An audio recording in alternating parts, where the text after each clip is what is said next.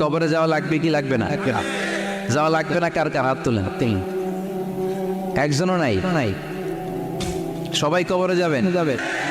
যাওয়া লাগবে, কেউ বাঁচতে পারবে না। দাদা চলে গেল, বাবা চলে গেল, মামা চলে গেল, আমারও যাওয়া লাগবে। সেলিব্রিটি চাই, আরো সম্পদের পাওয়ার চাই। ব্যস্ত, আমরা মহা ব্যস্ত। এত ব্যস্ততা কিসের? স্টপ, থামেন, অনেক হয়েছে, আর না। বসেন, একটু ভাবেন। দাদা চলে গেল, বাবা চলে গেল, মামা চলে গেল, আমাকেও চলে যেতে হবে। মাঝে মাঝে কবরস্থানে যাবেন, যে একটু দেখবেন এই কবরস্থানে শিশুরা শুয়ে আছে, কিশোররা শুয়ে আছে, আপনার মতো তাগড়া যুবকরা শুয়ে আছে, ওদেরও রক্ত গরম ছিল আপনার মতো। আজরা নাই, সব শেষ। আপনাকেও যেতে হবে। এই কবরে আমাদেরকে যেতে হবেই। কবরের প্রশ্নের উত্তর দিতে হবে। চিল্লায় বলেন ঠিক কিনা? কবরে প্রথম প্রশ্ন করা হবে, মার রব্বুক, তোমার রবের নাম কি? আমাদের রব কে? ওমা দীনুক, তোমার ধর্মের নাম কি? আমাদের ধর্মের নাম কি? বিশ্বনবীর চেহারা দেখিয়ে বলা হবে, এই লোকটাকে তুমি চিনো কিনা? চিনি না আমরা? আমাদেরকে জিজ্ঞেস করা হবে, রব কে? বলবো আল্লাহ। ধর্ম কি? বলবো ইসলাম। এই লোকটারে চিনো নাকি? আমরা বলবো চিনি, আমাদের প্রাণের নবী মুহাম্মদ সাল্লাল্লাহু। তিনটা প্রশ্নের উত্তর করতে পারলে এডিশনাল আর একটা প্রশ্ন, ওমা ইলমু। এই তিনটা প্রশ্নের উত্তর জানলা কেন? নকল করছো নাকি? বাংলাদেশে নকল আছে না নাই? কোথায় নকল করে? হ্যাঁ, কিছু লিজেন্ড আছে দেখি, একেবারে জামার ভিতরে নকল, টুপির ভিতরে নকল, স্কেলের ভিতরে নকল, মৌজার ভিতরে নকল। আছে না নাই? কথা বলেন। ফেরেশতারা বলবে, তুমি তিনটা প্রশ্নের উত্তর করলে কি করে? আপনাকে বলতে হবে, আমি কোরআন থেকে শিখেছি, আমি হাদিস থেকে জেনেছি। চিল্লায় বলেন ঠিক কিনা? তখন ফেরেশতারা বলবে, আহলান ওয়া সাহলান, মারহাবান, কংগ্রাচুলেশন, তুমি উত্তর করতে পেরেছো। ইফসাহু লাহু কবরুহু ৭০ যিরান, আপনার কবরটারে ৭০ হাত লম্বা বানিয়ে দেয়া হবে। ইফতাহু লাহু বাবুন ইলাল জান্নাহ, জান্নাতের দিকে দরজা করে দেয়া হবে। ইলবাসু মিন লিবাসিল জান্নাহ, জান্নাতের পোশাক পরিয়ে দেয়া হবে। আর বলা হবে, নাম কানাউমিল আরুস, বাসর রাতে কনেকে নিয়ে বর যেমনি শান্তির ঘুম, আরামের ঘুম দেয়, তুমিও ঘুম দাও, ঘুমাও। You should get some sleep now, you are very tired man. ঘুমাও, অনেক হয়েছে, ঘুমাও। তোমার এই ঘুম কেউ ভাঙাবে না, ইসরাফিলের সিঙ্গার ফুৎকার ছাড়ো। আল্লাহ লম্বা ঘুম যেন দিতে পারি, তৌফিক দাও। আর যারা ইসলাম বিরোধী, কোরআন বিরোধী, বিশ্বনবী বিরোধী, তাদেরকেও প্রশ্ন করা হবে, তোর রব কে? মার রব্বুক, সে বলবে, লা আদরি, আমি কিছু জানি না, আমি মাপ চাই, দোয়াও চাই। কথা গন, জানি না, আমি কিছুই মনে করতে পারছি না, আমি কিছু জানি না, আমার ধর্ম নাই, কর্ম নাই, আমার ধর্ম যার উৎসব সবাই, আমার কোনো ধর্ম নাই, আমার কোনো নামাজ রোজা নাই, আমার কোনো রব নাই। দ্বিতীয় প্রশ্ন, ওমা দীনুক, তোর ধর্মের নাম কি? সে বলবে, ধর্ম কি? আমি জানি না, আমি ধর্মরে গালি দিতাম, আমি দুনিয়া ইসলাম রে বাস দিতাম, আমি আলেম ওলামাদের বিরোধিতা করতাম, আর শাহবাগের মঞ্চে উঠে ভাষণ দিতাম। আসলে নাই, সব গুমর ফাঁস হয়ে যাবে। ইয়াউমুত তাকাবুন, এরপর বিশ্বনবীর চেহারা দেখিয়ে বলা হবে, এই লোকটারা চিনো নাকি? সে বলবে, চিনি না, তবে আমার বন্ধুরা তার বিরুদ্ধে ব্লগে লিখতো, আমিও ব্যাড কমেন্টস করে দিতাম, এই লোকটার বিরুদ্ধে আমি কার্টুন বানাতাম, এই বিশ্বনবীর বিরুদ্ধে আমি কথা বলতাম। চিল্লায় বলেন ঠিক কিনা? ফেরেশতারা বলবে, লা দারাইতা ওয়ালা তালাইতা, তুই কিছুই পারলি না, তুই তো কপাল পোড়া। ফায়ুতরাকু বিমাতারিকা মিন হাদিদ, লোহার হাতুড়ি দিয়ে পিটিয়ে ওর মাসেলগুলো থেতলে ফেলা হবে। ওয়াইকালু লিল আরদি ইলতাইমি, কবরের দুই পাশের মাটির বলা হবে, চাপ দে, এমন চাপ দিবে, ফাতাখতালিফা আদলাউহু, ডান পাশের পাজরের হাড্ডি বাম দিকে ঢুকে যাবে, বাম পাশের পাজরের হাড্ডি ডান পাশে ঢুকে যাবে। কিয়ামত পর্যন্ত এই মারামারি চলবে। আল্লাহ, এরকম ভয়ঙ্কর পরিস্থিতি থেকে আমাদেরকে বাঁচাও। ওই কবরের আযাব থেকে বাঁচার দরকার আছে না নাই? বিশ্বনবী বললেন, যে ব্যক্তি রাত্রিবেলায় সূরাতুল মুলক তেলাওয়াত করবে, তার কবরের আযাব হবে না। ইন্না হাযিহি সূরাতুন আযীমা মানিআতুন মিন আযাবিল কবর, এই সূরাটা এমন সূরা, সাধারণ কোন সূরা না। এই সূরাতুল মুলক যে রাত্রিবেলায় তেলাওয়াত করবে, তার কবরের আযাব থেকে তারে বাঁচিয়ে দিবে কে? নাম্বার 1 ফাজিলাত স্ট্যাটাস মনে থাকবে তো 2 নাম্বার স্ট্যাটাস শাফাআত লি সাহিবিহা। এই সূরার তেলাওয়াতকারীর জন্য কিয়ামতের দিন সুপারিশ করবে। কোরআন সুপারিশ করবে, চারটেখানি কথা না। কোরআন যদি আপনার বিরুদ্ধে দাঁড়ায়, আপনার জান্নাত ক্যান্সেল। আর কোরআন যদি আপনার ব্যাপারে আল্লাহর কাছে রেকমেন্ডেশন করে, জান্নাত আপনার জন্য ওয়াজিব করে দিবে কে? এজন্য বিশ্বনবী বললেন শাফাআত লি সাহিবিহা, কিয়ামতের দিন তেলাওয়াতকারীর জন্য আল্লাহর কাছে সুপারিশ করবে। 2টা গেল। 3 নাম্বার বিশ্বনবী বললেন খাসামাত আন সাহিবিহা, এই সূরাটা কিয়ামতের দিন এই সূরার তেলাওয়াতকারীর পক্ষ নিয়ে আল্লাহর সাথে ঝগড়া করা শুরু করে দিবে। আল্লাহর সাথে ডিবেট করবে, ঝগড়া করবে, যতক্ষণ না হাত্তা আদখালাহুল্লাহুল জান্নাহ। হাদিসের টেক্সট হচ্ছে যে যতক্ষণ না আল্লাহ তাআলা তাকে জান্নাতে না ঢোকায়, ততক্ষণ ওই সূরার তেলাওয়াতকারীর পক্ষ নিয়ে আল্লাহর সাথে বিতর্ক, ঝগড়া, তর্ক চলতেই থাকবে। সুবহানাল্লাহ। আরো আসতে বলে। আবার বিশ্বনবী বললেন মান ক্বারা বিহা ফি লাইলাতিন ফাকাদ আকসারা ওয়া আতওয়াবা, রাত্রিবেলা এই সূরাটা যে তেলাওয়াত করবে পুরো রাত্রিটারে বরকতময় করে দিবে কে? এজন্য বিশ্বনবী আবদার করে, আবেদন করে আমাদের কাছে বলে গিয়েছেন, আমি চাই আমার প্রতিটা উম্মতের হৃদয়ে এই সূরাটা গাথা থাক। আমি চাই আমার প্রতিটা উম্মতের সিনার ভিতরে এই সূরার 30টা আয়াত গ্রথিত করা থাক। সুবহানাল্লাহ পড়েন। মাত্র 30টা আয়াত মুখস্থ করতে রাজি আছেন? 1 মাসে কয়দিন? প্রতিদিন একটা করে আয়াত মুখস্থ করলে এই সূরা মুখস্থ করতে লাগবে কয়দিন? হ্যাঁ, হোমওয়ার্ক এটা আপনাদের বাড়ির কাজ। যেহেতু ক্লাসে হোমওয়ার্ক দেওয়া যায় না। আরবিতে বলে আল ওয়াজিব আল মানজিলি। আমি গতানুগতিক তাফসীর করি না, আমি সমাজের খুঁতগুলো ধরে ডিসকাশনের মতো আমি করি। বিভিন্ন জেলায় যে ওখানকার ইয়াংদের সাথেও বসি, কথা বলি, এটাই আমার তাফসীর, এটাই কোরআনের এক্সপ্লেনেশন আর ইন্টারপ্রিটেশন। এতেই মানুষ উপকৃত হয় বেশি। চিল্লা এখন ঠিক কিনা? তো এটা আপনাদের বাড়ির কাজ, মাইথার দিয়া বাসীদের বাড়ির কাজ। হায়াতে আল্লাহ বাঁচায় রাখলে আবার কখনো দেখা হলে জিজ্ঞেস করবো যে মুল্ক মুখস্থ হয়েছে কিনা। কে মুখস্থ করবেন না? হাত তোলেন। সবাই করবেন। এবার কে মুখস্থ করবেন হাত তুলে আমার না আল্লাহর দেখা। আল্লাহ তুমি কবুল করো। আর জোরে পড়েন আমিন। হাত নামান। এই সূরাটা it's an eye opener for you. এটা আপনার চোখ খুলে দিবে। এই সূরাটা আপনার চোখকে খুলে দিবে, আপনার ঘুমন্ত বিবেককে জাগিয়ে তুলবে। স্রষ্টার ব্যাপারে আপনার যদি কোনো সাসপিশন থাকে, সন্দেহ থাকে, এই সন্দেহের পাহাড়কে ভেঙে এই সূরা চুরমার করে দিবে। চিল্লায় বলেন সুবহানাল্লাহ। আল্লাহ ডেকে বলে গোলাম, কিছু নাস্তিক আছে আমারে খুঁজে পায় না। এরকম কপাল পোড়া নাদান নাস্তিক বাংলার জমিনেও আছে না নেই? এরা বলে আনসিন ইজ নাথিং, যেটা দেখা যায় না ওইটা মানি না। বলে না do you see the air in the atmosphere? বাতাসে, বায়ুমণ্ডলে যে বাতাস ঘুরে বেড়ায়, এটাকে তুমি দেখো তো মানো কেন? Why do you believe on that? Why do you believe on air? বাতাস বিশ্বাস করস কেন? কপাল পোড়া। নাস্তিকরা বাতাস মানে না। কথা কয়। Do you see the bad headache someone feel in his head and he is shouting? মাথার ব্যথায়, মাইগ্রেনের পেইনে যখন কেউ চিৎকার করে, তার মাথার ব্যথা দেখা যায়। আমার এখন প্রচন্ড মাথা ব্যথা যদি হয়, আপনারা দেখতে পাচ্ছেন তো। নাস্তিকরা কি মাইগ্রেনের পেইন বিশ্বাস করে না? মাথা ব্যথা বিশ্বাস করে কি করে না? বাতাস বিশ্বাস করে কি করে না? কয় আনসিন ইজ নাথিং, যেটা দেখি না ওটা বিশ্বাস করি না। কপাল পোড়া। আল্লাহ ডেকে বলে গোলাম আমার সৃষ্টির দিকে তাকা, আকাশের দিকে তাকা, বাতাসের দিকে তাকা, সাগরের দিকে তাকা। সাগরের মধ্যে আমি আল্লাহ সিরা নাই।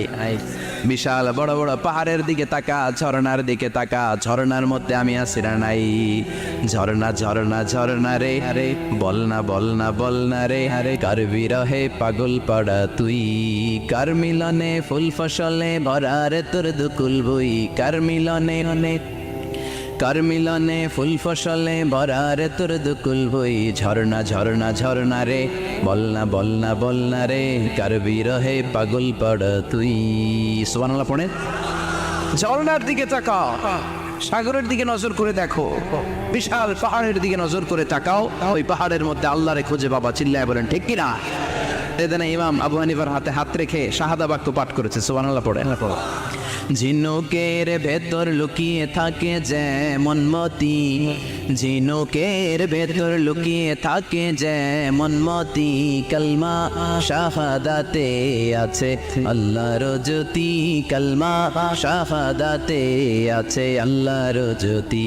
সুবহানাল্লাহ পড়েন না পড়। এই জ্যোতি যার হৃদয়ে একবার টাচ করে তার জন্য জান্নাতকে খুলে দেয় কে?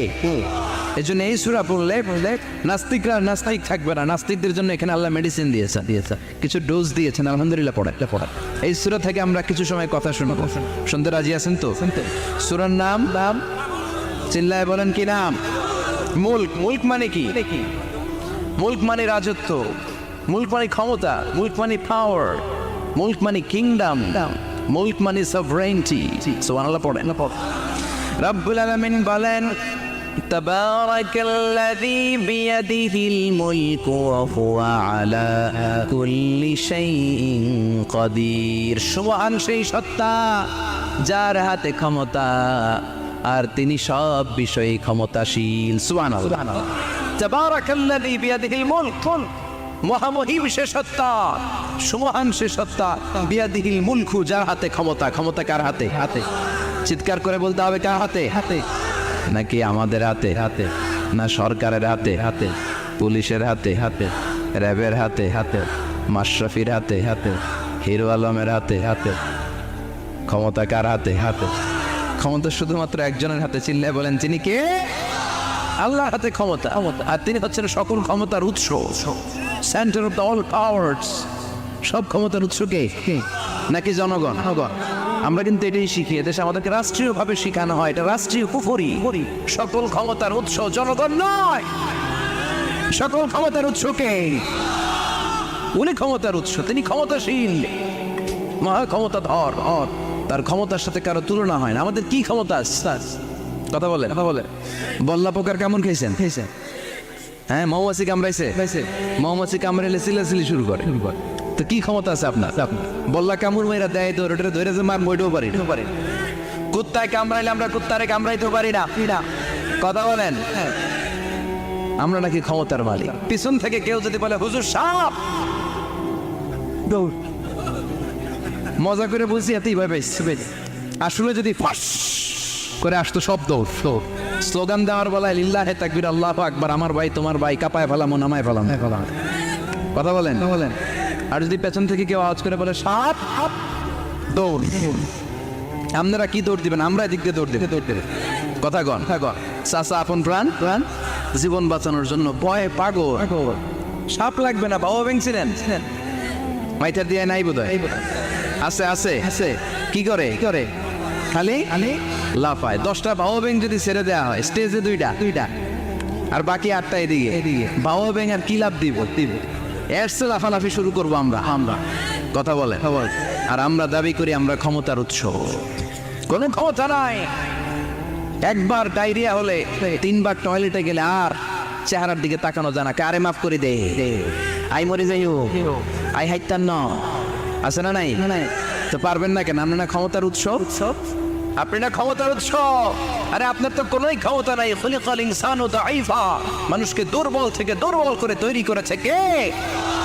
এজন্য রব্বুল আলামিন বলেন তাবারাকাল্লাযী বিয়াদিহিল মুলকু ওয়া হুয়া আলা কুল্লি শাইইন কাদির। সুমহান সেই সত্তা যার হাতে ক্ষমতা। চিল্লায় বলেন ক্ষমতা কার হাতে? আমাদের হাতে কোনো ক্ষমতা নাই। আমরা হলাম দুর্বল। আমরা কি দুর্বলের ঘরের দুর্বল। আমরা যখন জন্মেছিলাম দুর্বল। আমার ছোট্ট একটা মেয়ে আছে, আমি অবাক হয়ে থাকি যে আমিও তাইলে ছোটবেলায় এরকম ছিলাম। না খাওয়ালে খেতে পারে না, পেশাব পায়খানা করে, ঘর নষ্ট করে, বমি করে, দাঁড়াতে পারে না, শুইতে পারে না, লালা পড়তে থাকে, ক্লিন করতে হয় সব সময়। তাকে আল্লাহর আদেশে দেহে ঢুকে, আল্লাহর আদেশে বের হয়ে যায়। ঠিক কিনা? এই যে ছোট্ট বাচ্চাটা দেহের ভিতরে যে রুহু ঢুকলো, কে দিল? 120 দিনের আগে মানব শিশুর দেহের ভিতরে কিন্তু রুহের ফুৎকার হয় না। সহিহ বুখারীর বর্ণনা 40 340 কত কথা বলেন।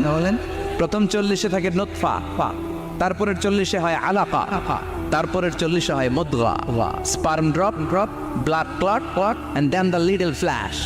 ছোট্ট নাপাক পানি ছিলা, শুক্রাণু ছিলাম আমরা। কি ছিলাম? শুক্রও ছিলাম না, শুক্রাণু, শুক্রের অনু। এক ফোঁটা শুক্রের মধ্যে 20 কোটি অনু থাকে। ওই 20 কোটির একটা ছিলাম আমি আর আপনি। সুবহানাল্লাহ, বাড়িতে গিয়ে বললেন ডিম্ব আমরা ছিলাম না, আমরা ছিলাম ডিম্বাণু। এই ডিম্বাণু আর শুক্রাণু দুইটা মিলে আল্লাহ আমাদেরকে বানায় ফেললেন জাইগন্ট, সেখান থেকে এমব্রয়ো, তারপরে আস্তে আস্তে ইনিশিয়াল স্টেজগুলো শেষে একটার পর একটা স্টেজ পার করে তিনি আমাদেরকে বানালেন আলাফা, সেখান থেকে মুদগা, আমাদের দেহের ভেতরে তিনি স্কেলিটন ভরে দিলেন, কঙ্কাল, মাথার স্কাল দিলেন, খুলি দিলেন, নাক কান গলা দিলেন, আমার রেসপিরেটরি সিস্টেম চালু করে দিলেন। কত ছোট ছিলাম আমি, ক্ষুদ্র ছিলাম আমি।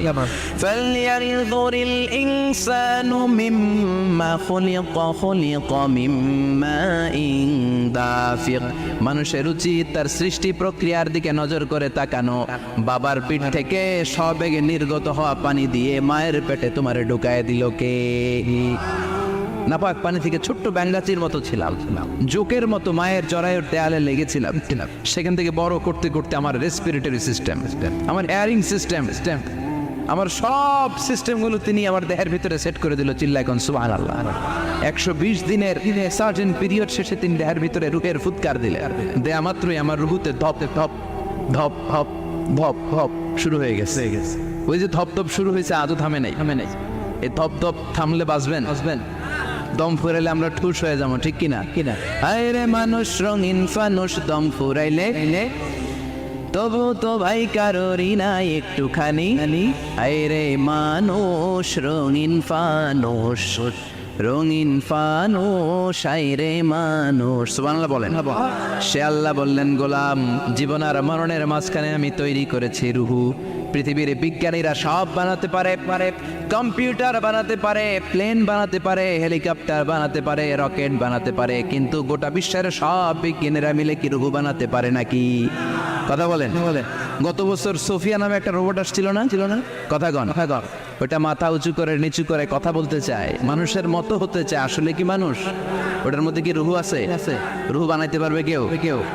এই রুহু নিয়ে যে কত গবেষণা, মুমূর্ষ রোগীদের উপর গবেষণা চালিয়েছে অনেক। বুলেট প্রুফ গ্লাসের ভিতরে মুমূর্ষ রোগীকে রেখে তারা চেক করতে চেয়েছে আমেরিকান বিজ্ঞানীরা যে রুহু কোন দিক দিয়ে বেরোয়।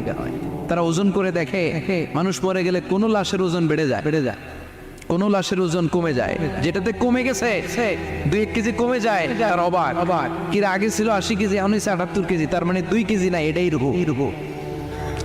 এটাই কি? এটা হচ্ছে গবেষণার ধাপ। অনেকগুলো মডিউল তারা আনে, অনেক মুমূর্ষ রোগীকে গ্লাস ফিটিং করা, ইন্টেন্সিভ কেয়ারে রেখে তারা অবজার্ভ করে, আর অক্সিজেন মাস্ক খুলে দিয়ে তারা দেখে যে লোকটা ছটফট করে কিভাবে মরে। মরার আগে ওজন মাপছিল 80 কেজি, মরে গেছে পরে আবার ওজন দিয়ে দেখে 78 কেজি। কমছে কয় কেজি? বিজ্ঞানীকে পাইছে। সবাই কয় কি পাইছে? কয় রুহু। কই পাইলেন? আগে 80, এখন 78, 2 কেজি। রুহুর ওজন কয় কেজি?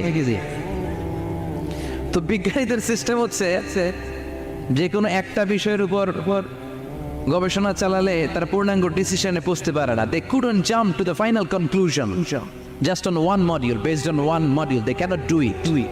তাদের অনেকগুলো মডিউল আনতে হয়। তারা আবার নমুনা আনলো আরেকটা, মুমূর্ষ রোগী, অক্সিজেন চেম্বার লাগানো, মাস্ক লাগানো, এটা খুলে ফেললে মরে যাবে। বুলেট প্রুফ করা গ্লাসের ভিতরে ঢুকিয়ে পেটের ওজন মাপ, এটার ওজন 60 কেজি। এবার মাছ খুলছে, ছটফট করে, এটা শেষ। এবার মাপ দেখ, এবার মাইপা দেয়া গেছে 63 কেজি। ঠিক আছে, কয় কেজি বাড়ছে? এক একটার এক এক সিস্টেম হয়েছে, কোনোটা কমে, কোনোটা বাড়ে, কোনোটা কিচ্ছু হয় না।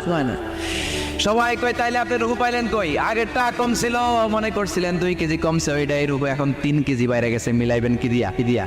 কথা গন। আল্লাহ ডেকে বলে, গোলাম, কিয়ামত পর্যন্ত একটার পর একটা মুমূর্ষ রোগীকে বুলেট প্রুফ গ্লাসের ভেতরে ঢুকাতে পারবি, গবেষণা করতে পারবি, মাগার রুহু খুঁজে পাবি না। চিল্লায় বলেন ঠিক কিনা? কারণ এই রুহুর মালিক কে?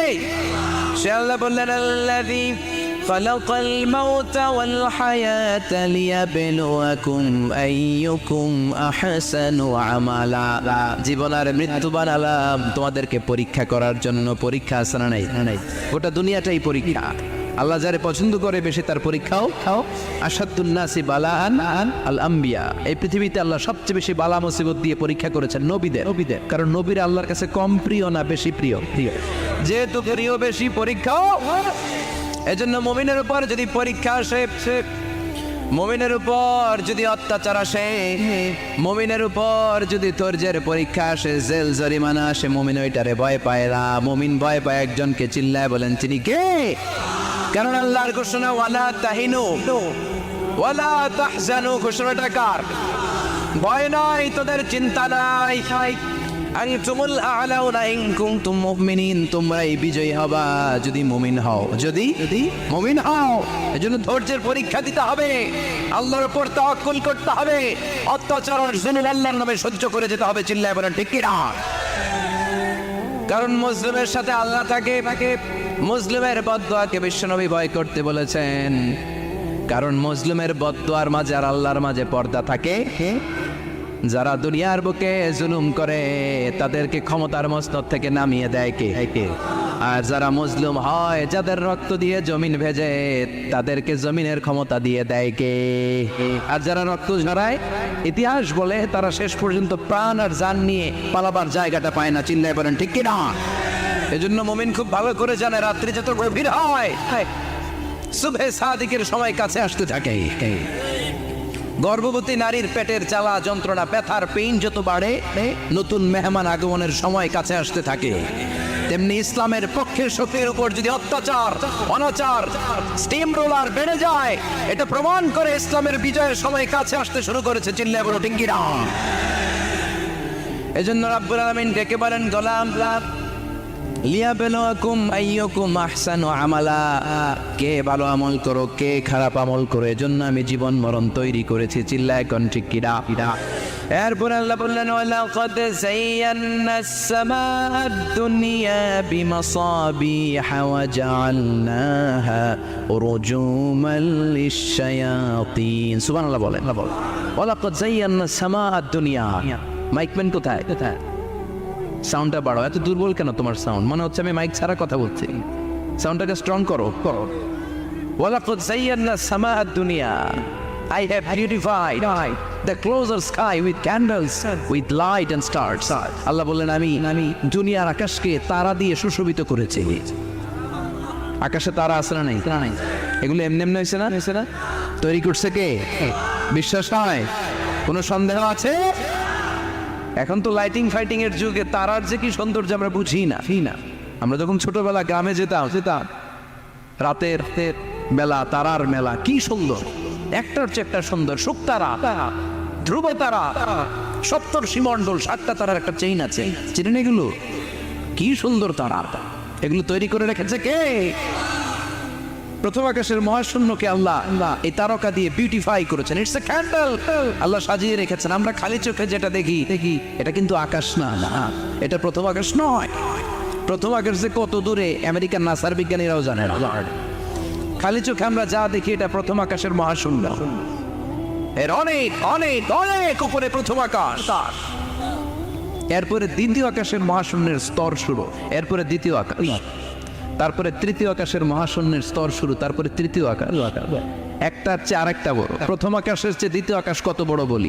আপনার হাতের আংটিটা যদি সাহারা মরুভূমিতে আপনি ছুঁড়ে ফেলে দেন, পুরো মরুভূমির তুলনায় আংটি যত ছোট, আল্লাহর দ্বিতীয় আসমানের তুলনায় আল্লাহর প্রথম আসমানটা ঠিক তত ছোট। একটার চেয়ে একটা বড়, একটার চেয়ে একটা বড়। সূর্য দেখে আমরা অবাক হয়ে যাই। 9,30,00,000 মাইল দূরে, এই পৃথিবীর চেয়ে 13 লক্ষ গুণ বড়। এটার সানশাইন, আলো আসতে পৃথিবীতে 8 মিনিট 18 সেকেন্ড লেগে যায়। আমরা মনে করছি সূর্যই বড়। আমরা বসে আছি মাইথার দিয়াতে, তাই না? এই জায়গাটার নাম কি? মাইথার দিয়া। কিন্তু খালি এতটুকু প্যান্ডেলের সমান। কত বড় মাইথার দিয়া! এই পুরো মাইথার দিয়ে কোন থানায় পড়ছে? দাউদকান্দি হচ্ছে কুমিল্লার 16টা থানার একটা, ঠিক কিনা? 16 থানা মিলে কুমিল্লার একটা জেলা। এরকম কয়টা জেলা আছে? 64 জেলা। এই 64 জেলা মিলে আমাদের সুজলা সুফলা, শস্য শ্যামলা, ডিজিটাল বাংলাদেশ। কথা গণ। আর বাংলাদেশ হচ্ছে পৃথিবীর সবচেয়ে বড় দেশ। হ্যাঁ, 64 জেলা, এরপরে ছোট। যাদের অ্যাটলাস ম্যাপ নিয়ে যাদের ধারণা আছে, তারা দেখবেন বাংলাদেশ এই শব্দটা লেখার জায়গাও আমরা পাই না। মানচিত্রে বাংলাদেশ শব্দটা লেখার জায়গা পায় না। ডিআরএ উঠে যায় ইন্ডিয়ার উপর, আর ডিএসএ উঠে যায় আবার ইন্ডিয়ার উপর। মাঝখানের দুইটা অক্ষর বাংলাদেশের উপরে পড়ে, চিল্লায় বলেন ঠিক কিনা? কত ছোট দেশ, পাশের ইন্ডিয়া 20-25 গুণ বড়। ইউরোপ আমেরিকার অনেক দেশ আছে, আমেরিকায় বাংলাদেশের চেয়ে শতগুণ বড়, কানাডা কয়েকশো গুণ বড়, রাশিয়া কয়েকশো গুণ বড়।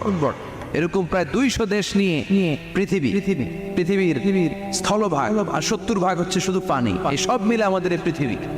আর এত বড় পৃথিবীর চেয়েও নাকি সূর্য 13 লক্ষ গুণ বড়। তার মানে সূর্যই বড়? না, সূর্যের চেয়ে অনেক বড় তারা আছে। সূর্যের পরে পৃথিবীর সবচেয়ে কাছের যে তারা বা স্টার, ওটার নাম হচ্ছে প্রক্সিমা সেন্ট্রারি। নাম কি? প্রক্সিমা সেন্ট্রারি। এরপরে আলফা সেন্ট্রারি এ, আলফা সেন্ট্রারি বি, ইটা ক্যারিনা, বেটেলজিউস, এরকম একটার পর একটা তারা। যেই সূর্য পৃথিবীর চেয়ে 13 লক্ষ গুণ বড়, বেটেলজিউস নামে একটা তারা আছে, ওটা সূর্যের চেয়ে 33 কোটি গুণ বড়। তার মানে কি বেটেলজিউসই সবচেয়ে বড় না? ছোট্ট একটা তারা। এই বেটেলজিউসরে খেয়ে ফেলাইতে পারে এরকম 1000 কোটি গুণ বড় সাইজের তারা আছে না নাই? এরকম কয়েক বিলিয়ন তারা নিয়ে আমাদের গ্যালাক্সি গঠিত। আমাদের গ্যালাক্সি, এটার নাম মিল্কি ওয়ে। এটার নাম কি? আমাদের গ্যালাক্সি। এই গ্যালাক্সিতে আমাদের অবস্থান। এরকম কত হাজার কোটি গ্যালাক্সি আছে, আমেরিকার নাসার বিজ্ঞানীরাও জানেন। আমাদের গ্যালাক্সির সবচেয়ে কাছের যে গ্যালাক্সি, ওই গ্যালাক্সিটার নাম হচ্ছে অ্যান্ড্রোমেডা। কি নাম? অ্যান্ড্রোমেডা। আমাদের গ্যালাক্সি থেকে কেউ যদি কাছের গ্যালাক্সি অ্যান্ড্রোমেডাতে যেতে চায়, তার 2.5 মিলিয়ন লাইট ইয়ার্স সময় লেগে যাবে। কথাটা কঠিন হয়ে গেছে, আমি ভেঙে বলি, তারপরে সুবহানাল্লাহ কই। আমাদের গ্যালাক্সির নাম মিল্কি ওয়ে। মিল্কি ওয়ে থেকে যদি কেউ অ্যান্ড্রোমেডাতে যেতে যায়, কত সময় লাগবে? 2.5 million light year. Light year মানে আলোকবর্ষ। আলোর গতিতে যদি ছোটা যায় 2.5 মিলিয়ন মানে হচ্ছে প্রায় 25 লক্ষ। তাহলে পৃথিবীতে সবচেয়ে দ্রুতগামী যে বিষয়টা আবিষ্কৃত হয়েছে সেটা হচ্ছে আলো। এই যে লাইট মারলে যে ছুটে, এই লাইট প্রতি সেকেন্ডে 1,86,000 মাইল বেগে ছুটতে পারে। 1 মিনিটে না, 1 ঘন্টা না, 1 মিনিটে না, 1 সেকেন্ডে আলো চলে যায় কয় মাইল? 1,86,000। খুঁটিয়ে চিন্তা আপনি কল্পনা করতে পারেন? হয়তো মাথা নাড়াইতেছে না। এটা কি কল্পনা করা যাবে? আমার তো তার ছেড়ে যাচ্ছে। 1 সেকেন্ডে নাকি আলো ছুটে 1,86,000 মাইল বেগে। 1 সেকেন্ড শব্দ কইতে তো 2 সেকেন্ড লাগে। কথা কন। এর মধ্যে আলো চলে গেছে 1,86,000 মাইল। তো কোন রকেট যদি আপনি পান, যে রকেট দিয়ে সেকেন্ডে 1,86,000 মাইল বেগে রকেটটা ছুটবে প্রতি সেকেন্ডে, খেয়াল করেন, ঘন্টায় না, মিনিটে না, কিসে?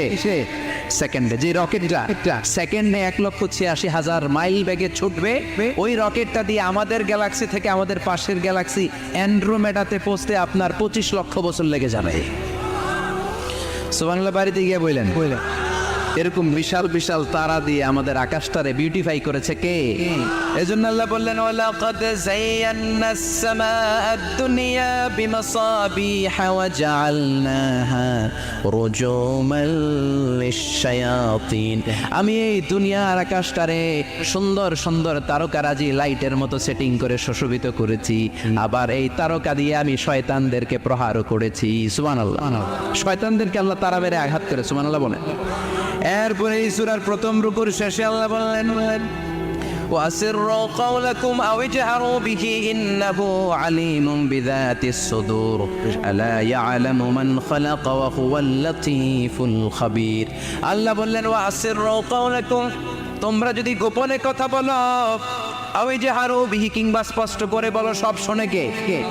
আপনি যেমনি বলেন শুনবে কে? বলেনই নাই, শুধু মনে মনে ভাবছেন, শুনবে কে? সুবহানাল্লাহ কইবেন না? সাত আকাশের উপরে, আরশের উপরে তার অবস্থান, সাত জমিনের নিচে কোনো গোপনতম প্রকোষ্ঠে, কোনো ছোট্ট বাক্সের ভেতরে যদি কোনো পিপিলিকা নীরবে হেঁটে যায়, আল্লাহ বলে আমি ওই পিঁপড়ার হেঁটে চলার পায়ের আওয়াজটাও শুনতে পাই। এজন্য কেউ যেটা শোনে না, শুনে কে? এরপর আল্লাহ বললেন, ওয়াল্লাযী জাআলা লাকুমুল আরদা যালুলান ফামশু ফি মানাকিবিহা ওয়া কুলু মির রিজকি ওয়া ইলাইহিন নুশুর। সুবহানাল্লাহ বলেন। আল্লাহ ডেকে বললেন, গোলাম, তোমাদের জন্য জমিনটারে আমি বিছানা বানিয়েছি। আল্লাযী জাআলা লাকুমুল আরদা ফিরাশা, জমিনটারে বিছানা বানিয়েছে কে? এই বিছানার মতো সমতল জমিন দিয়ে তোমরা হেঁটে বেড়াও, চলে বেড়াও, হেলে দুলে পড়ার সুযোগ নাই, ঠিক কিনা? ঠিক কিনা? এই যে মাইথার দিয়ে আর আজকের যে ময়দান, এটা যদি বিছানার মতো সমান না হয়তো বসতে পারতেন? কথা কন। এই ময়দানের প্যান্ডেলের এদিক দিয়ে উষা, এদিক দিয়ে গর্ত, এদিক দিয়ে নিচা, এদিক দিয়ে খাড়া। কেমন হইতো? কথা কন। কেউ আমার দেখতো, কেউ দেখতো না, কেউ দাঁড়াইয়া, কেউ বৈশা আছে না নাই? কিন্তু জামিনটারে সমতল বানালো কে? আপনি যদি বিমান থেকে যদি আপনি দেখেন, বিমানের গ্লাস দিয়ে, জানলা দিয়ে যদি আপনি নিচের দিকে তাকান, আপনি দেখবেন মনে হবে পুরো জামিনটাকে আল্লাহ সবুজ কার্পেট দিয়ে কার্পেটিং করে রেখেছে। এই সৌন্দর্য দিয়েছে কে? আবার রব্বুল আলামিন বলেন, জামিনটারে সমান দেখে, কার্পেটিং দেখে মনে করো না তোমরা বেঁচে গিয়েছ। আমার দেয়া বিধান আমার জমিনে যদি কায়েম করতে না পারো, এই কার্পেটিং করা জমিনের ভেতরে আযাব আছে না নাই? এই পুরো জমিনের ভেতরে আছে আগুন আর আগুন। আগ্নেয়গিরি রোগ্নোৎপাত জ্বালামুখে বিস্ফোরণ করে দিয়ে গোটা বিশ্বটারে মুহূর্তে মেসাকার করে দিতে পারে কে? এজন্য আল্লাহ ডেকে বললেন, গোলাম আমিনতুম মান ফিস সামাই আন ইয়াখসিফা বিকুমুল আরদা ফাইযা হিয়া তামুর। তোমরা কি ভেবেছো নাকি বেঁচে যাবা? আমি চাইলেই পুরো জমিনটারে কাঁপিয়ে দিতে পারি। আন ইয়াখসিফা বিকুমুল আরদ, খাসাফ মানে ল্যান্ডস্লাইড। খাসাফ মানে কি? ল্যান্ডস্লাইড, ভূমিধস, ভূকম্পন, আর্থকোয়েক আছে না নাই? বাংলাদেশে তো ভূমিকম্প হয় না? টের পাইছেন? মাঝে মাঝে মাঝরাতে হয় না? 3টার দিকে নিজেই দৌড় দিব না, বাচ্চারা লইয়া দৌড় দিব, লুঙ্গি পইরা দৌড় দিব না, লুঙ্গি ছাড়া দৌড়াম। কথা কম। এই ভূমিকম্প আছে না নাই? আল্লাহ বলে, মনে করো না জমিনটা সমতল, কার্পেটিং করে দিয়েছি। এই কার্পেটিং এর ভিতরেও আগুনের দলা আছে না নাই?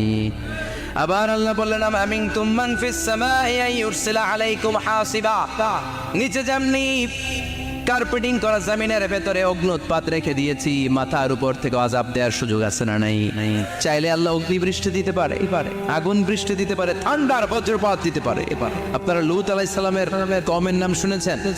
তারা হোমোসেক্সুয়ালিটি, সমকামিতা করতো। ফলে আল্লাহ তাআলা বিশাল এক চিৎকার মেরে সাইয়েদনা জিবরাইলের মাধ্যমে পুরো জমিনটারে শেষ করে দিলেন। ফাজআলনা আলিয়াহা সাফিলাহা ওয়া আমতারনা আলাইহিম হিজারাতাম মিন সিজিল। তাদের অপকর্মের কারণে জর্ডানের ওই এলাকাটাকে আল্লাহ বললেন, জিবরাইল এলাকাটারে হাতে তুলে নে, আকাশের উপরে তুলে পুরো এলাকা সহ মানুষ সহ জমিনের মধ্যে গেড়ে দে। জমিনের নিচের মাটি উপরে নিয়ে গেল কে? উপরের মাটি নিচে নিয়ে গেল কে? পুরো জায়গাটা এখন ডেড সি হয়ে গেছে। কিসি ডেড সি নাম শোনেন নাই বোধহয়? আজকে শুনে রাখেন, এটারে বলে মৃত সাগর। এটা গজবের জায়গা, ওখানে মানুষও ডুবে না। লবণের ডেনসিটি, সল্টের ডেনসিটি এত হাই, এই পানির মধ্যে এত গজব, এর মধ্যে কোনো মাছ জন্মায় না, চিংড়ি জন্মায় না, কাঁকড়া জন্মায় না, ব্যাঙ হয় না, শ্যাওলা হয় না, কিচ্ছু বাঁচে না। এটা গজবের জায়গা, চিন্তায় বলেন ঠিক কিনা? যে আল্লাহ জর্ডানের এলাকাটারে ধ্বংস করে দিল, ওই আল্লাহ আজও আছে না নাই? এই জন্য নিজ দিয়ে তিনি যেমনি আযাব দিতে পারেন, ভূমিকম্প দিতে পারেন, জলোচ্ছ্বাস দিতে পারেন, উপর থেকে তিনি শিলাবৃষ্টি দিতে পারেন কি পারেন না? মাইতের দিয়ে কখনো শিলাবৃষ্টি হয়েছিল? হ্যাঁ, ফসল ক্ষেত শেষ করে দেয় না? ছাগল টাগল মরে যায়। ছাগল যদি ইয়েতে থাকে ক্ষেতের মধ্যে, বড় শিলা মাথায় পড়লে শেষ, মানুষও শেষ, টিনের চালও শেষ। কথা কন। এরপরে আল্লাহ যদি উল্কা বৃষ্টি পাঠায়, উল্কা যদি পড়ে, কই যাবে? কোথায় যাবেন আপনি? উল্কা চিনেন? মহাশূন্যে বিশাল পাথরের খণ্ড ঘর্ষণ খেয়ে পৃথিবীর ভেতরে ঢুকে যায়। এই পৃথিবীতে সবচেয়ে বড় উল্কাপিণ্ড পড়েছে সাউথ আফ্রিকাতে। সাউথ আফ্রিকার একটা সিটি আছে, হোবা সিটি। এই হোবা শহরে 60 মেট্রিক টন ওজনের একটা উল্কা পড়েছিল, যেখানে পড়েছে পুরো জায়গাটা বিশাল খাদ হয়ে গিয়েছে। এরকম একটা উল্কা যদি এখানে পড়ে আজকে, বাঁচার উপায় আছে? যে বিল্ডিং এ আমরা থাকি, রাতের বেলায় ঘুমাই আর দুম্মা চলে ধুম দেখি রাতে, ওই বিল্ডিং এ যদি একটা পড়ে, কথা কন, ডান্স ক্লাব গুলোর উপর যদি পড়ে, পতিতালয় যেগুলো আছে ওগুলা যদি পড়ে, যে হোটেল গুলার মধ্যে আকাম কুকাম হয় ওইটার উপর যদি পড়ে, নাকি আল্লাহর এখন দেওয়ার ক্ষমতা নাই? তা নাই। কথা কন। তার মানে বেঁচে গেছো, পার পেয়ে গেছো মনে করো না, নিজ দিয়েও আযাব আছে, উপর দিয়েও আযাব আছে। চিল্লায় বলেন ঠিক কিনা? এজন্য ভয় পেতে হবে একজন সত্তাকে, তিনি কে? সব ক্ষমতার মালিককে। এরপর আল্লাহ বললেন আওয়ালাম ইয়ারাউ ইলা আত-তায়রি ফাওকাহুম সাফাতিন ওয়া ইয়াকবিদনা মা ইউমসিকুহুন্না ইল্লা রাহমান ইন্নাহু বিকুল্লি শাইইন বাসীর। সুবহানাল্লাহ বলেন। আল্লাহ বলেন তোরা নাস্তিক হস কেমন করে? মানুষ নাস্তিক হয় কেমন করে? মানুষ কি মুক্ত বিহঙ্গের দিকে নজর করে তাকায় না? আকাশে মুক্ত বিহঙ্গ নাই তো নাই? বিহঙ্গ বুঝছেন তো? পাখি পাখির কথা কোরআনে বললো কে? সুবহানাল্লাহ কইবেন না? ওয়া আরসালা আলাইহিম তায়রান আবাবিল, আবার কাবা ভাঙতে এলে পাঠাও আবাবিল। দাও খোদা দাও আমায় আবার ওমর দরজ দিল, দাও খোদা দাও আমায় আবার ওমর দরজ দিল। সুবহানাল্লাহ পড়েন।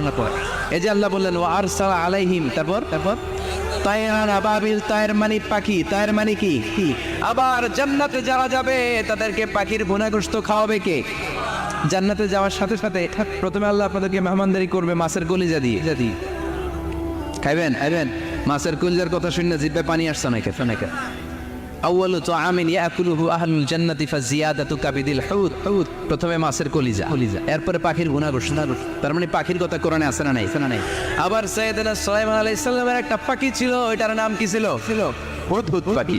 মাথার উপর দিয়ে চলতো, আর ওইটার চোখে জুমিং পাওয়ার আল্লাহ এত বেশি দিয়েছিল, এটা জামিনে নজর করলে বুঝতে পারতো কয় হাজার ফিট নিচে পানি আছে, পানিটা মিষ্টি না লবণাক্ত না কেমন দেখে মুহূর্তের মধ্যে সাইয়েদনা সুলাইমানের কাছে সব তথ্য সরবরাহ করে দিত। সুবহানাল্লাহ। এজন্য আল্লাহ বললেন নাস্তিকগুলো কি পাখির দিকে তাকায় না?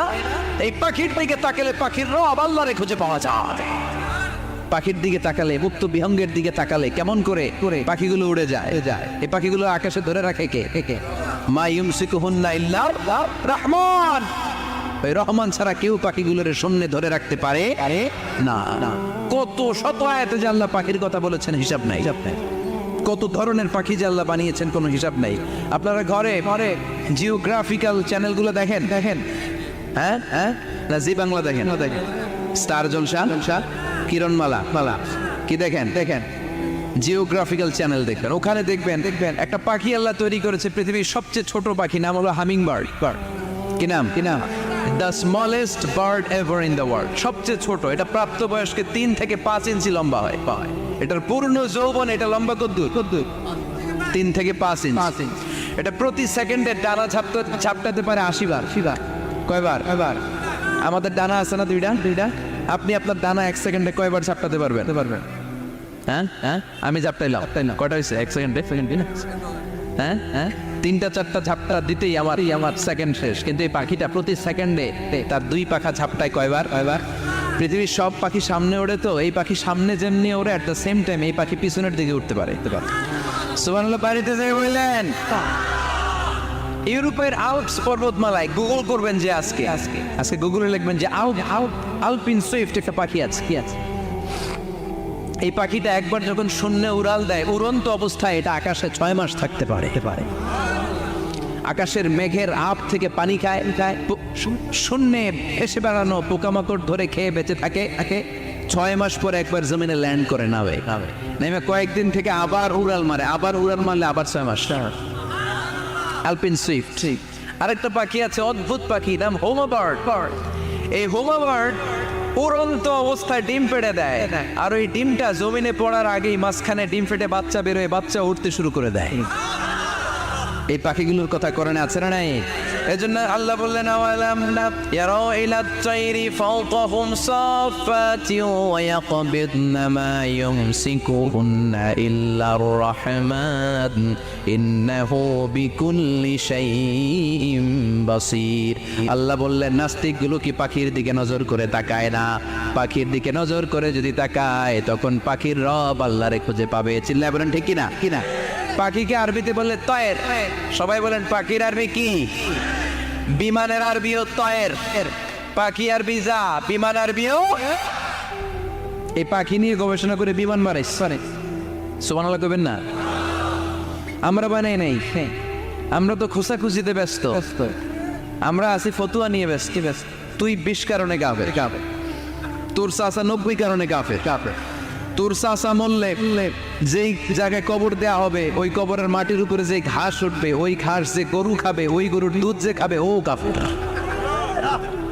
আছে না নাই? নাই, খালি কাফের ফতোয়া দেয় ব্যস্ত। আমরা ফতোয়া নিয়ে রইলাম আর ওরা সব আবিষ্কার করে ফেললো। উইলবার রাইট আর অরভিল রাইট, এই দুই ভাই 1903 সালে এই বিমান আবিষ্কার করেছে এই আয়াতের উপর গবেষণা করে। আওয়ালাম ইয়ারাউ ইলা তাইর, ওরা কি পাখি নিয়ে ভাবে না? আমাদের তো ভাবার সময় নেই, আমরা আছি মদ নিয়ে আর নারী নিয়ে আর জুয়াবাজি নিয়ে। চিল্লায় বলেন ঠিক কিনা? এমন অনেক মন্ত্রীদের হোটেল আছে যেখানে পতিতালয়ের আড্ডাখানা। চিল্লায় বলো ঠিক কিনা? মুসলমান রাজ মদ আর নারী নিয়ে ব্যস্ত, আর ইহুদি খ্রিস্টানরা আমাদের সব ঐতিহ্যকে ধারণ করেছে। উইলবার রাইট অরভিল রাইট গবেষণা শুরু করে দিল। পাহাড়ে শুয়ে শুয়ে দুই ভাই খালি পাখির ছবি আঁকে, কেমনে পাখিগুলো টানা ঝাপটা মেরে ওঠে, কেমনে নামে। গবেষণা করতে করতে করতে প্লেন বানায় ফেললো 1903 সালে। আজ থেকে 100 বছর আগের স্টোরি শোনাচ্ছি আপনাদের। তখনকার বিমান এখনকার বিমানের মতো ছিল না। আপনি দেখবেন যে শুরুতে বিমান কেমন ছিল। শুরুতে ভাঙ্গাচুরা দুটা পাখা নিয়ে একটু উড়ে আবার থপাস করে পড়ে, কিন্তু আশা হারায় নাই, আবার উড়ে থপাস করে পড়ে। আমেরিকাতে সুবিধা করতে পারেনি। ফ্রান্সের এক কিং তাদেরকে ডোনেট করেছে বিপুল অঙ্কের টাকা দিয়ে। তারা প্রথম ফ্রান্সের একটা শহর থেকে আরেকটা শহরে পৃথিবীর প্রথম প্যাসেঞ্জার প্লেন নিরাপদে ল্যান্ড করেছে। মানুষের উড়ার স্বপ্ন সফল হতে শুরু করলো।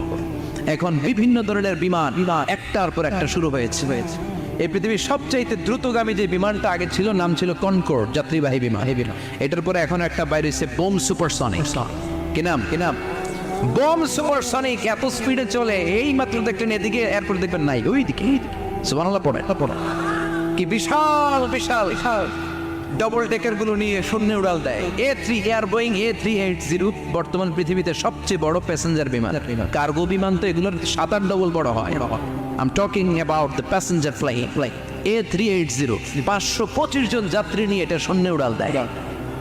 525 জন যাত্রী, কেবিন ক্রু, পাইলট, বিমানের ওজন, খাবার দাবারের ওজন, ফুয়েলের ওজন, 525 জনের লাগেজ ট্যাগেজের ওজন, এই সব নিয়ে শূন্যে উড়াল দেয়।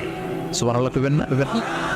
এই বিমান আবিষ্কারের আগ পর্যন্ত গোটা বিশ্বব্যাপী সব দেশে দেশে ছিল সেনাবাহিনী আর নৌবাহিনী। বিমান আবিষ্কার হওয়ার সাথে সাথেই শুরু হয়ে গেল বিমান বাহিনী, এয়ারফোর্স, মিলিটারি। এখন বোম সুপারসনিক বানায়, এখন ড্রোন হামলা করে, এখন মিসাইল হামলা করে, এখন স্যাটেলাইট পাঠায়। আমরাও পাঠাইছি। কি নাম? Bangabandhu satellite. We launching the Bangabandhu satellite channel last year. আমরা বঙ্গবন্ধু স্যাটেলাইটও পাঠাইছি উপরে। সব কিছু পাখির উপর গবেষণা করে হয়েছে। চিৎকার করে বলেন ঠিক কি না? এই জন্য আল্লাহ ডেকে বললেন, গোলাম ওরা কি পাখির দিকে তাকায় না? পাখির দিকে যদি নজর করে একটিবার তাকাতো, নাস্তিক আর নাস্তিক থাকতে পারতো না। এজন্য নাস্তিকদের জন্য সূরার ভেতরে ডোজ আছে, আই ওপেনার আছে। সর্বশেষ আল্লাহ একটা প্রশ্ন দিয়ে এই সূরাটা শেষ করলেন। প্রশ্নটা শুনবেন সবাই। আল্লাহ বললেন, কুল আরাআইতুম ইন আসবাহা মাউকুম গাওরান ফামান ইয়াতিকুম বিমাইম মাইন। বলো দেখি সবে শুকাইয়া যদি যায় এই পৃথিবীর পানি, তাহলে হেথায় তটনির ধারা কে দিবে সবারে আনি? কে দিবে? একদিন সকালবেলা ঘুম থেকে উঠছেন, টয়লেটে যাবেন, মুখ ধুবেন, স্কুলে যাবেন, অফিসে যাবেন, কাজে যাবেন, যায় দেখেন টিউবওয়েল চাপতেছেন, পানি নেই। ট্যাপ ছাড়লেন, পানি নাই। চোখের মধ্যে ময়লা, নাকে ময়লা। টয়লেটে যাবেন, পানি নাই। পুকুরে নেবে, দেখেন পানি নাই। বিশাল বিশাল মেশিন বসিয়ে মাটির নিচ থেকে ভূগর্ভস্থ পানি ওঠানোর চেষ্টা করলেন, একটা পানি নাই। এক ফোঁটা পানি গোটা বিশ্বে কোথাও নাই। কে দিব পানি আপনারে? পানি সম্পদ মন্ত্রী দিব, ডোনাল্ড ট্রাম্প দিব, শেখ হাসিনা দিবে, কেউ দিতে পারবে? এক ফোঁটা পানি বানানোর ক্ষমতা আমাদের না, ঠিক কিনা? পানির বৈজ্ঞানিক নাম হচ্ছে H2O। কি নাম? এই দেশে H2 নিয়ে কত কথা আছে না নাই? হাইড্রোজেনের 2টা মলিকিউল, অক্সিজেনের একটা মলিকিউল। এই 2টা গ্যাস, হাইড্রোজেন আর অক্সিজেন, 2 গ্যাস একসাথে মিলাইলে কি হয়? কথা বলেন। মিঠা নদীর পানি নিয়ে সুবহানাল্লাহ পড়েন। আল্লাহ বললেন ঘুম থেকে উঠে যদি দেখো পৃথিবীর সব পানিগুলো একেবারে পৃথিবীর নিচে চলে গেছে, কোনো মাধ্যম দিয়ে এক ফোঁটা পানির জোগাড় আর বন্দোবস্ত করা যায় না, কে তোদেরকে পানি এনে দিবে? কথা কন। আল্লাহ ছাড়া এক ফোঁটা পানি এনে দেওয়ার মতো ক্ষমতা কারো আছে নাকি? আবার পানি থেকে পৃথিবীর সব কিছু রে বানালো কে? ওয়াজআলনা মিনাল মাই কুল্লা শাইইন হাই আফালা ইউমিনুন। আল্লাহ বললেন পানি থেকে গোটা বিশ্বের সব আমি বানালাম, সব জীবিত জিনিস তৈরি হয়েছে পানি থেকে। এটা কোরআনের কথা, কার কথা? আর ১৫০০ বছর পর বিজ্ঞানীরা এখন বলছে পানি থেকেই সব প্রাণ এসেছে। সুবহানাল্লাহ পড়েন। বিজ্ঞানীদের রিসার্চে এসেছে পৃথিবীর সর্বপ্রথম যে প্রাণীটার উৎপত্তি, এটার নাম নাকি অ্যামিবা। কি নাম? It's a very small unicellular organism in the world. এক কুশি শৈবাল অ্যামিবা এসেছে পানি থেকে। ওদের